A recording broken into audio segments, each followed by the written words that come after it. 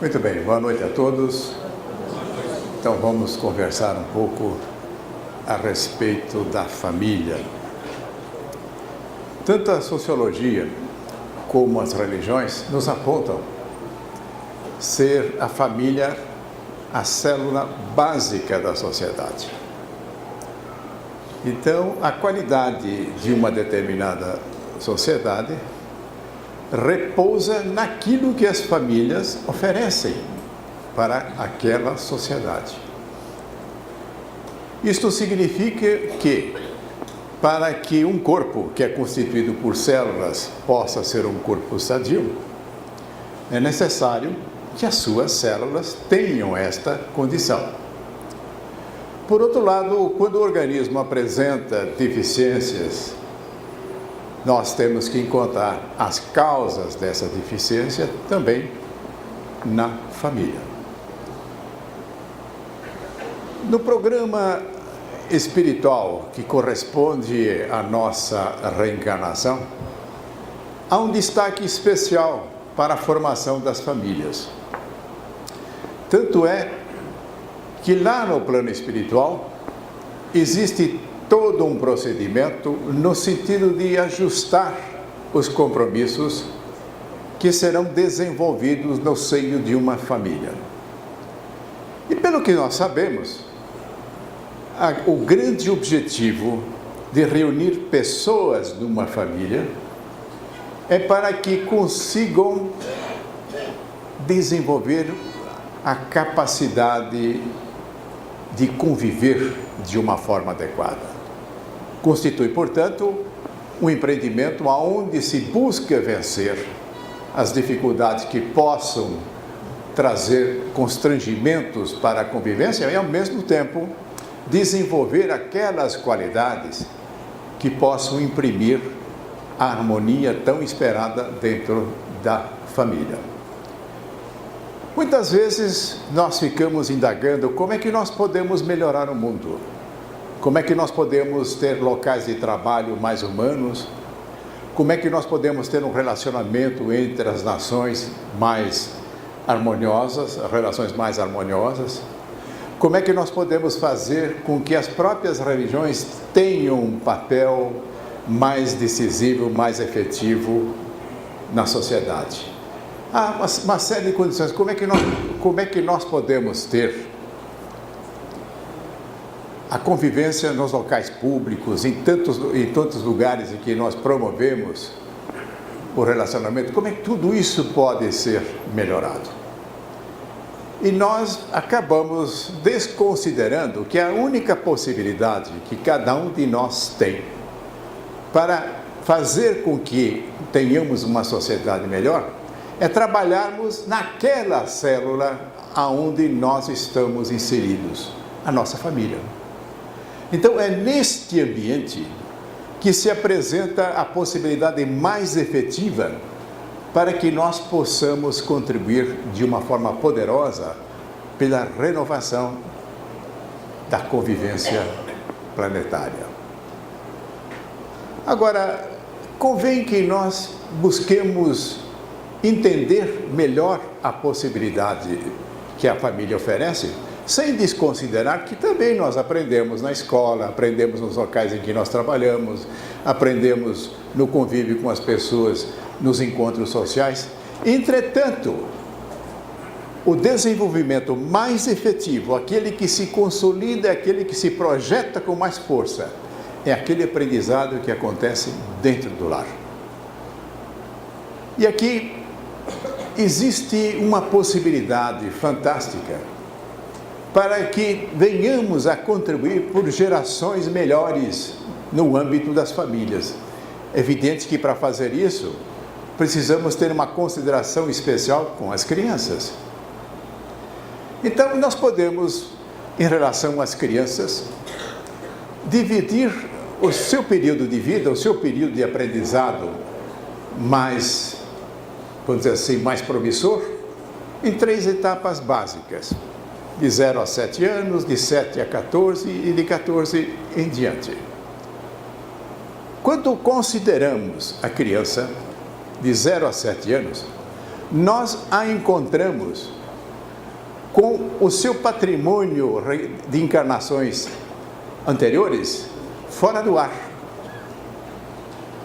Todas as suas conquistas anteriores, aquilo que define o que é aquele espírito, não se manifesta na criança nesse período. E o que isso oferece? Uma possibilidade extraordinária para que esta criança possa ser conduzida de uma forma muito poderosa. É claro que aquilo que nós podemos fazer com a criança pode ser coisas positivas, entretanto, poderão ser coisas negativas também. Agora, neste período, de 0 a 7 anos de idade, como é que a criança aprende? Ela aprende apenas procurando imitar aquilo que acontece à sua volta. E esse ensinamento repousa, assim, naquilo que os adultos fazem ao redor da criança. Não é o discurso do adulto que vai ser importante nessa fase. É como é que o adulto senta à mesa, como é que ele come, como é que ele fala, como é que ele se dirige às outras pessoas, como é que ele dirige o seu carro, como é que ele lida com os animais, como é que ele lida com as plantas. Enfim, é aquilo que o adulto realiza de uma forma efetiva através dos seus atos. Isto sim, a criança consegue registrar. Então, notem que nós precisamos estar extremamente atentos nesta fase, entendendo que a única forma de podermos acrescentar qualidade na vida da criança é desenvolvermos ao redor da criança exemplos que possam fazer com que isto efetivamente aconteça. Agora, de certa maneira, nós somos um tanto quanto descuidados em relação àquilo que fazemos acontecer ao redor das crianças. E aí percebemos que elas acabam incorporando aquelas coisas que nós não gostamos. E aí ficamos surpresos, de onde é que essa criança está aprendendo essas coisas? Ora, ela só consegue aprender olhando aquilo que está acontecendo à sua volta.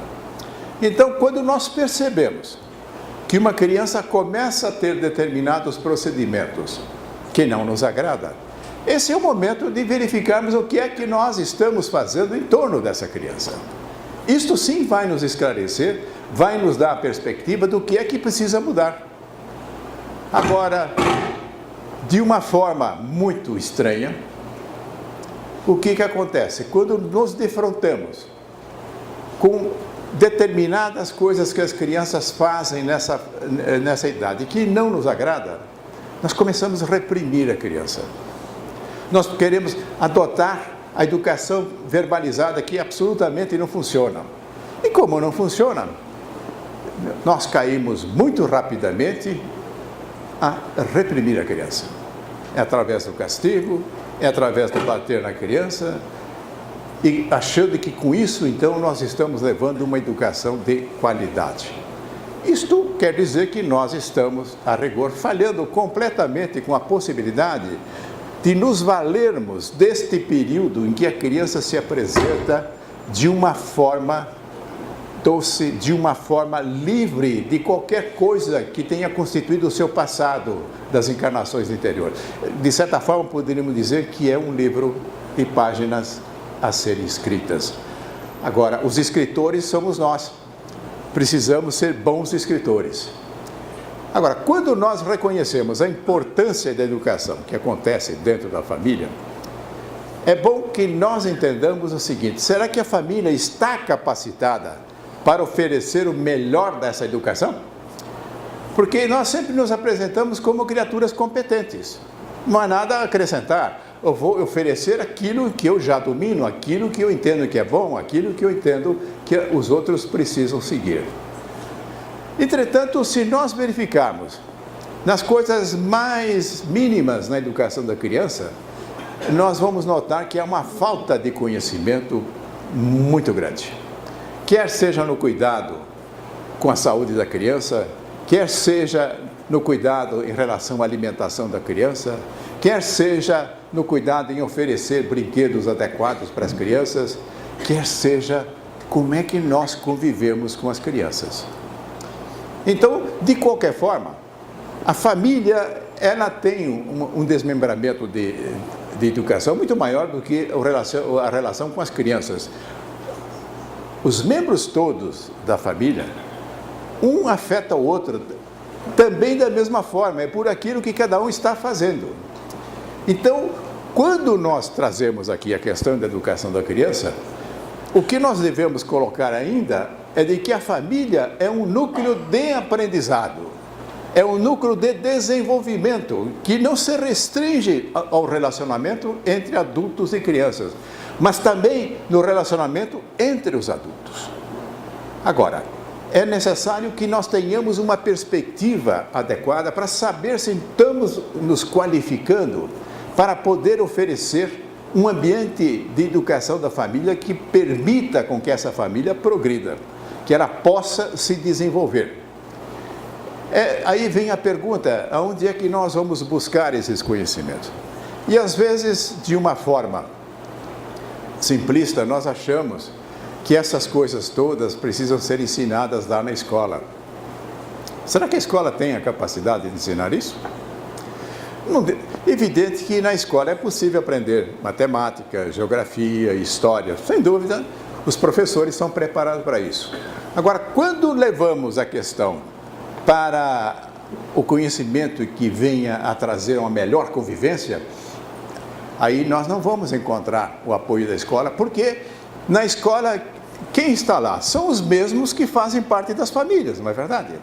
Então vão reproduzir na escola a mesma coisa que acontece dentro das famílias. Eu estou falando em relação à convivência, né?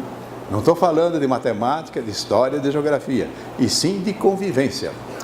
Isto significa, para que a escola seja um ambiente onde haja mais riqueza também no campo da convivência, é necessário que da família nós venhamos oferecer essa condição, fazendo com que os seus membros que amanhã venham a ser professores, que amanhã venham ser aqueles que dirigem os destinos das empresas ou de outras organizações, possam sair desse núcleo mais amparados de valores em que não só a capacidade técnica que precisa ser cuidada, mas especialmente a questão de como é que nós convivemos com as pessoas. Aí não tem a menor dúvida de que o fundamento para isso, nós temos que procurar aonde? Para nós cristãos, essa questão se coloca de uma forma muito clara, para que tenhamos uma perspectiva mais adequada em relação a como é que devemos organizar a convivência com as pessoas. Precisamos buscar os ensinamentos de Jesus. Entretanto, não quer dizer que as outras religiões também não ensinam as mesmas coisas. A base moral das religiões é a mesma. E o que é que se destaca nesta base moral de uma forma muito evidente? É todo o ensinamento que mostra que amar o próximo é fundamental para que nós possamos organizar a vida de uma maneira mais harmoniosa. Então, a partir deste pressuposto, deste ensinamento de Jesus, precisamos levar isso para dentro de nossa casa e tomar como orientação básica para a convivência com os seus membros. Isso pode parecer, talvez, faltando um detalhamento maior para que possamos entender melhor isso. Então, que tal nós adotarmos o ensinamento de Jesus que diz de uma forma muito simples para que cada um de nós procure fazer ao outro aquilo que quer para si próprio. E fazer o outro aí representa as ações, representa aquilo que nós falamos e aquilo que nós pensamos. Então, eu diria o seguinte, poderíamos ainda combinar esses ensinamentos de Jesus com aquele que diz que nós colhemos aquilo que nós semeamos. Trazendo para dentro da família, portanto, a noção de responsabilidade. Cada um colhe na vida aquilo que semeia. Então, é evidente que aquele conjunto que é a nossa família vai colher o quê? Aquilo que os seus membros semearem. Então, se nós levarmos esta ideia de responsabilidade, se nós levarmos essa ideia de respeito e de amor ao próximo, nós estaremos engrandecendo, enriquecendo o ambiente do lar de tal maneira em que a educação que vai ali se desenvolver vai fazer progredir não só as crianças, mas especialmente também os adultos. Mas falava eu de que os períodos em que nós devemos considerar a educação das crianças, o primeiro vai de 0 a 7. Inclusive, uma coisa interessante, nós sabemos que o processo encarnatório só tem a sua conclusão em torno de 7 anos de idade. Isso significa que a ligação do espírito conclui nesta idade.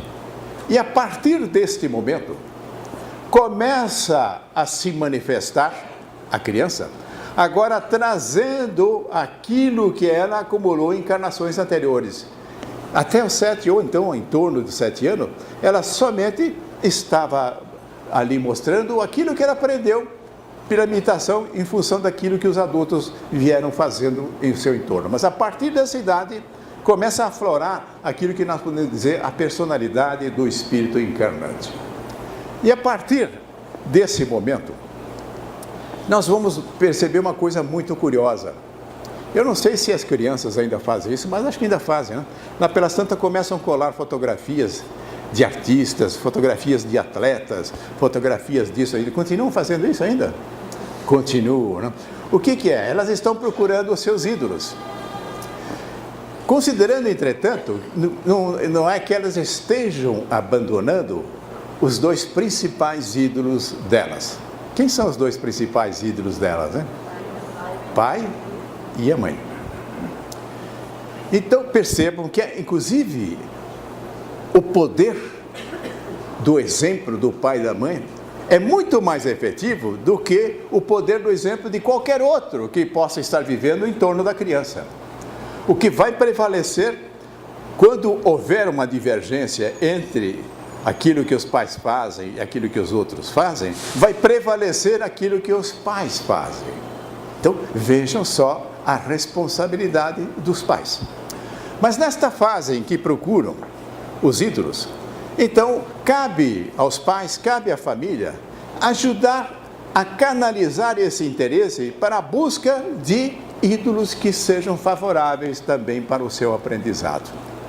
E se nós estivermos falando de coisas espirituais, é evidente que trazer a imagem mesmo de Jesus, para que junte-se aquelas outras imagens que são colocadas, não estaremos ali desconsiderando o interesse da criança por aquilo que ele foi fixado, mas podemos, de alguma forma, buscar introduzir a imagem de Jesus. Agora, ainda mais, é o momento em que vamos enriquecer este ídolo que Jesus pode representar, quando pudermos entender melhor os seus próprios ensinamentos. E aí chega uma fase, em torno de 14 anos ou mais, aonde é possível o aprendizado pelo discurso, não? Por aquilo que nós falamos, pelos nossos argumentos, por aquilo que nós discutimos. Até então, a rigor prevalecia os exemplos que nós desdobramos pelas nossas ações em torno das crianças e aquelas figuras que foram colocadas nas paredes possam estar oferecendo de exemplo também, porque essas criaturas também, elas propagam exemplos da sua vida, que muitas vezes as crianças também continuam copiando, às vezes é a roupa, às vezes aquilo que as pessoas cantam, às vezes é a busca do interesse do seu ídolo. Mas a partir dos 14 anos, o entorno disso aí passa a ser possível o aprendizado através do diálogo. Agora note, eu falei o aprendizado através do diálogo. Isto significa de que deve haver um cuidado todo especial para receber aquilo que o jovem está trazendo, aquilo que ele está falando, as suas dúvidas que estão surgindo. E há uma necessidade de uma competência imensa para que possa haver o aprendizado aí, sem que alguém venha violentar o outro, impondo regras em que exclui a possibilidade de ouvir o que o outro está falando. Nós nos enriquecemos na convivência pelas nossas trocas E troca só existe quando estamos dispostos a ouvir o outro, quando estamos dispostos a compreender o outro. E o outro aí pode ser o adolescente. Eu acredito que, especialmente nesta idade, é de fundamental importância nós desenvolvermos essa qualidade, é de saber ouvir, é de saber trazer a contribuição sem agressão, trazer a contribuição sem querer oprimir o outro. Às vezes nós ouvimos, está muito difícil lidarmos com os jovens, são muito rebeldes, são isso, são aquilo. E aí a gente pode perguntar, e como é que era isso antigamente? Não era assim. Havia obediência. Lá atrás, nós domávamos as crianças, domávamos os nossos jovens, nós não educávamos. Aquela aparente ordem que existia lá atrás era conseguida através de uma repressão dura. Eu lembro, inclusive, à volta de uma grande mesa, sentada a família, lá na ponta o meu avô. Imagine se os netos, os filhos ali se dirigiam ao vovô que estava lá, se porventura ele não tomasse a iniciativa de falar. Nada, e se ele não falava, era um tremendo silêncio naquela mesa. Isso mudou. Hoje nós vivemos numa situação onde está presente um fator muito importante, que é a liberdade. Agora, numa sociedade que começa a cultivar valores, uma família de liberdade, especialmente a família, torna-se um ambiente mais complexo. É necessário mais capacidade para saber lidar com a liberdade. A repressão não precisa de grande habilidade, é só saber ser violento. Agora, enquanto que nesta outra situação, o que ganha especial destaque é a capacidade de conquistar o outro e não de dobrar o outro. Então, esta é a essência do bom relacionamento. Relacionar-se para conquistar o outro, relacionar-se para conquistar o filho, relacionar-se para conquistar o cônjuge, para conquistar o irmão, para conquistar todos aqueles que vivem debaixo do mesmo telhado, mas também conquistar aqueles com os quais nós trabalhamos, aqueles com os quais nós convivemos nas casas religiosas, aqueles que nós cruzamos nos ambientes sociais. E aí nós poderíamos chegar à conclusão seguinte: não existem pessoas difíceis. O que existem são pessoas para serem conquistadas. O que é uma coisa interessante, às vezes as pessoas dizem, aquele lá é um chato, é uma verdadeira mala sem alça, né? Já disseram isso de vocês também ou não? Só que se nós observarmos com cuidado, essas malas sem alça têm amigos, já perceberam? E não é um, tem vários amigos, né? Isso significa que houveram aqueles que souberam conquistar a mala sem alça, né? E os outros ficam dando pontapé na mala, achando que com isso vão resolver. A iniciativa para a conquista no relacionamento é de cada um de nós. Mas, entretanto, nós gostamos muito mais de transmitir isso como responsabilidade do outro. Mas voltemos, portanto, à questão da nossa qualificação, para que possamos fazer com que aquele ambiente da nossa família seja algo melhor. Então devemos notar, devemos começar a observar, e até podemos trocar ideias entre os familiares, para ver o que é que aquela família pode fazer para que aquela família tenha uma qualidade superior. Então pode existir livros que nos auxiliem nisso, mas especialmente a observância de como é que se desenvolve as coisas nas diversas situações em que a família está envolvida. O que acontece no carro? O que é que o adulto que está dirigindo, ou quem está dirigindo, o que é que ele transmite para os outros que estão ali dentro do carro? Tranquilidade, confiança, serenidade. Ou as pessoas, quando chegam ao destino, chegam com a pulsação ali para 140, 150, né?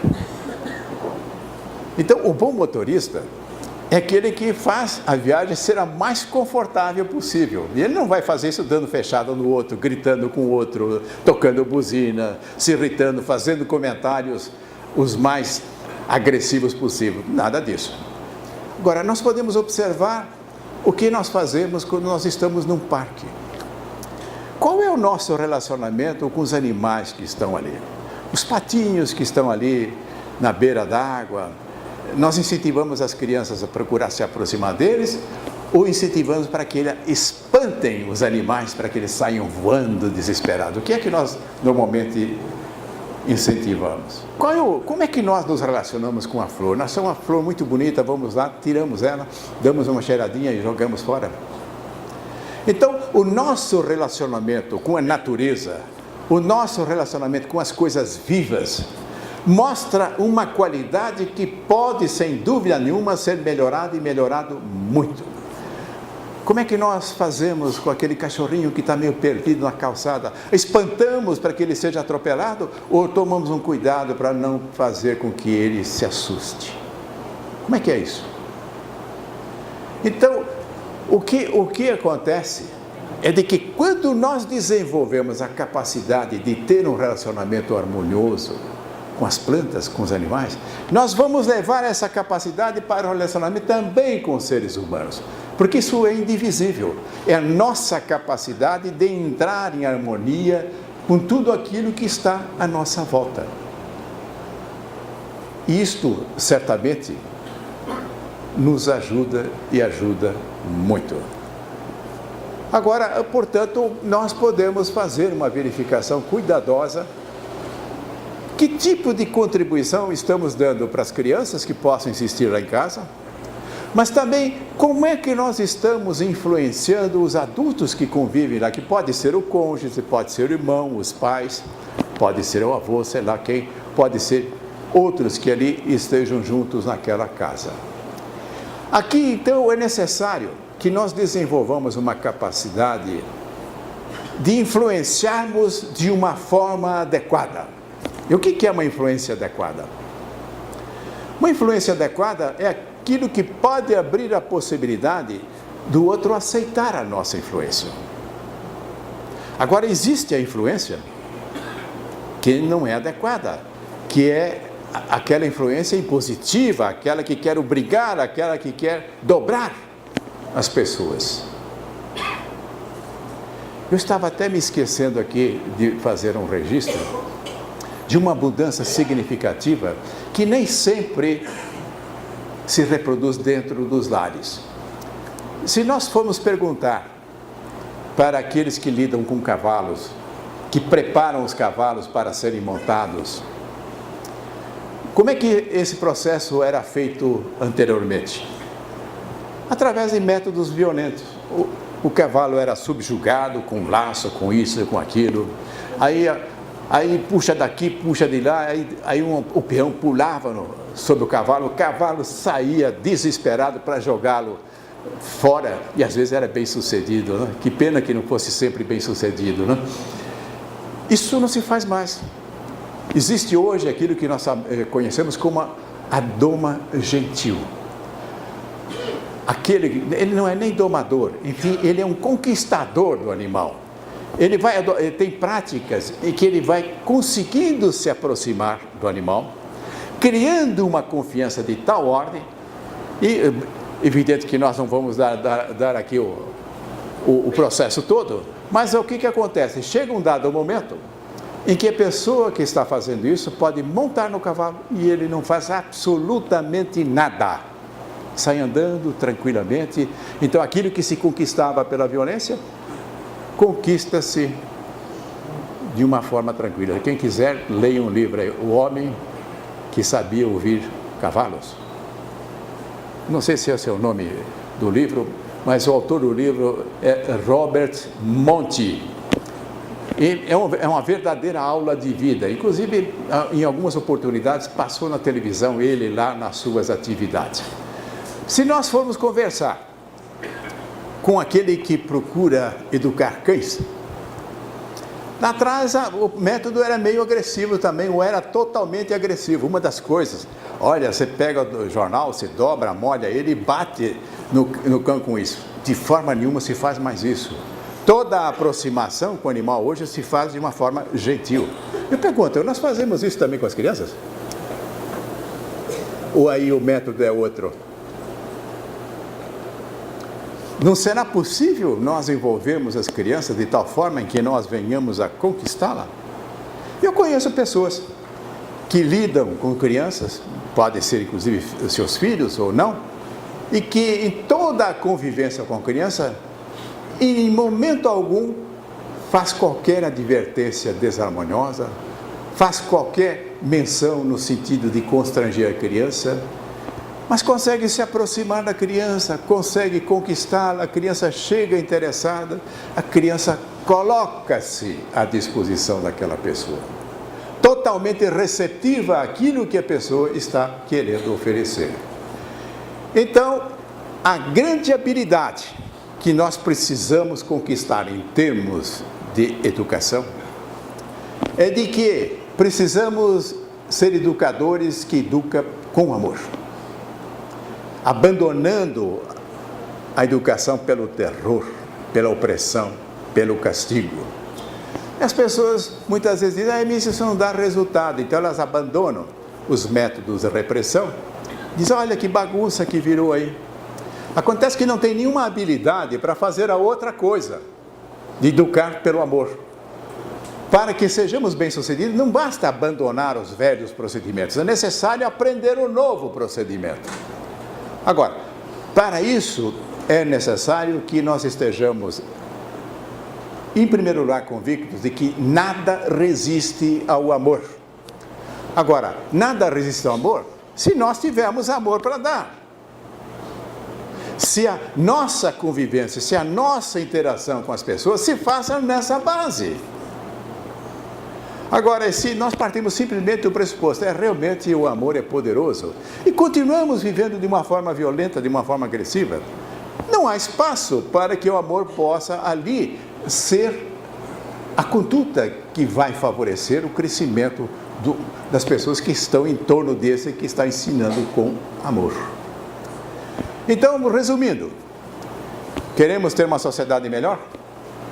A única possibilidade que cada um de nós tem para fazer isso é aquilo que nós fazemos dentro de nossa casa. Não existe outra possibilidade. Nós achamos que não, nós vamos às ruas, nós vamos protestar, vamos fazer passeata, vamos fazer isso, vamos fazer aquilo, com isso vamos mudar o mundo. Não vai mudar. Porque a sociedade continuará sendo a somatória daquilo que as famílias oferecem. Lembrando sempre, portanto, que a família é a célula, e a soma dessas células determinam a qualidade da sociedade em que nós vivemos. Então, a única possibilidade que nós temos é cuidar da nossa célula, é fazer com que ela seja a melhor possível. Agora, quando nós fazemos isso, não tenha a menor dúvida que de uma forma ou de outra, nós vamos transmitir para as outras células. Nós conversamos com as pessoas das outras células, nós temos encontro com as pessoas das outras células. Isso acontece no trabalho, isso acontece na igreja que nós frequentamos, isso acontece no clube que nós vivenciamos. Agora, para que eu possa levar esta contribuição, eu tenho que estar naquela condição de poder oferecer uma influência aceitável, uma influência amigável. E se nós quisermos fazer o teste, se a nossa influência tem esta qualidade, pergunte se aquilo que você está fazendo, ou falando, ou pensando, está de acordo com a lei de ouro, com a lei áurea que diz, faça ao outro o mesmo que você quer para si próprio. Ao fazer isso, vamos transformar a nossa família, vamos nos transformar, evidentemente, e vamos dar a única contribuição possível que nós temos à nossa disposição para que o nosso planeta seja um planeta melhor. E toda a nossa consideração, a nossa atenção, o nosso cuidado para com a família. Nós podemos, inclusive, orientar a nossa contribuição dentro da sociedade, sempre que tivermos a possibilidade, é de enfatizar a importância daquilo que é disponível para nós dentro da família. É ali o nosso campo de trabalho reformador. Paz a todos.